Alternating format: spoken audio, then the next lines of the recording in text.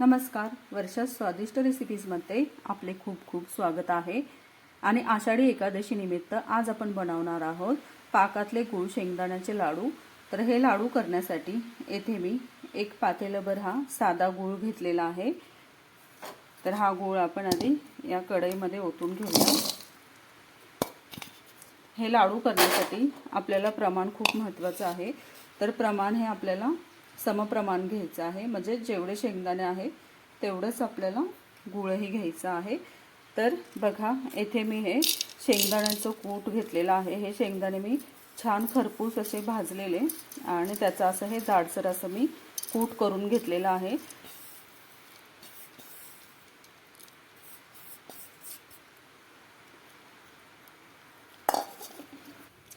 आता आपल्याला गुळाचा पाक करायचा आहे। तर येथे मी गूळ वितळवण्यासाठी ठेवलेला आहे कढईमध्ये। थोडासा मंद गॅस करायचा आहे आणि हे सतत असं ढवळत राहायचं आहे पूर्ण गूळ हा वितळेपर्यंत। यामध्ये आता मी 2 चमचे तूप घालणार आहे।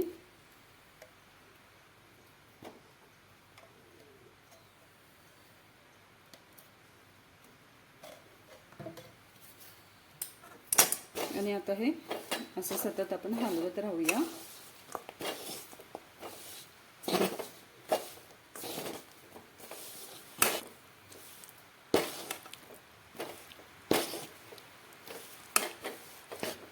बघा, आता वितळायला लागलेला आहे। आपल्याला ह्याचा असा पूर्ण गोळीबंद पाक नाही करायचा आहे। हा फक्त आपल्याला गूळ वितळवून घ्यायचा आहे आणि लगेच गॅस बंद करायचा। कारण जर पूर्ण आपण गोळीबंद पाक केला तर ते लाडू आपले फार कडक होणार। तर आपल्याला जरा सॉफ्ट लाडू करायचे आहेत, त्यासाठी आपल्याला साधाच पाक करायचा आहे। फक्त हा गूळ पूर्ण वितळला की गॅस बंद करायचा। त्यासाठी गूळ घेताना नेहमी असं चिरून गूळ घ्यायचा, खिसून किंवा असं चिरून, त्यामुळे तो पटकन असा वितळला जातो। आता थोडासा मी गॅस फास्ट केला आहे थोडासा, आणि आता हे सतत असं ढवळत राहायचं आहे, नाहीतर गूळ असं खालून असं लागू शकतो, करपू शकतो। बघू शकता तुम्ही आता हा गूळ पूर्ण असा वितळू लागलेला आहे। हलवताना हे बघा हलकं हलकं असं वाटतंय, असं जड जड वाटत नाही असं।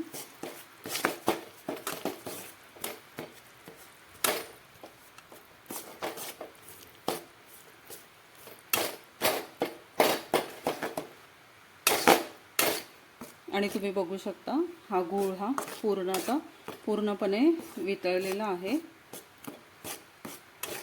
तर आता आपण सर्वात आधी हा गॅस बंद करायचा।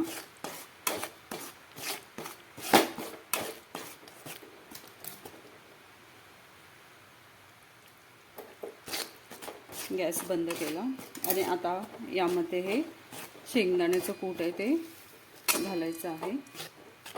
असं एका हाताने हलवत वरतून असं कूट हे सोडायचं।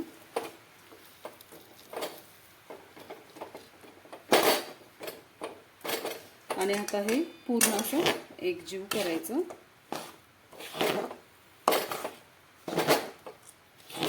पूर्ण असं छान मिक्स झालं पाहिजे, ते एकजीव झालं पाहिजे।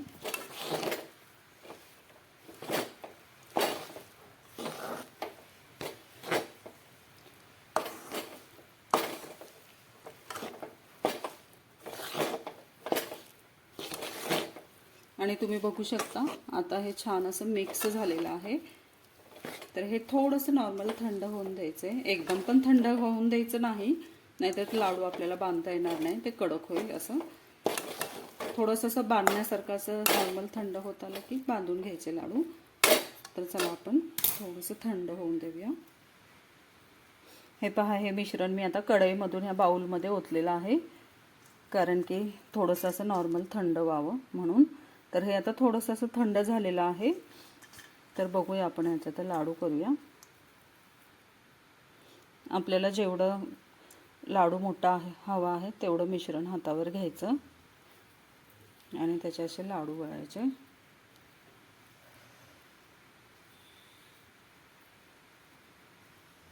हे बघा या पद्धतीने. तर आता आपण हे सर्व लाडू करून घेणार आहोत.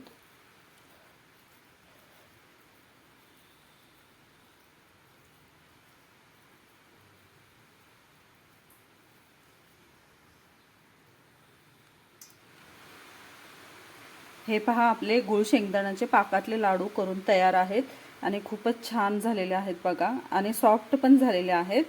तर कशी वाटली तुम्हाला माझी आजची रेसिपी आवडली असेल तर रेसिपीला जरूर लाईक करा, शेअर करा आणि चॅनलवर जर नवीन असाल तर चॅनलला जरूर सबस्क्राईब करा.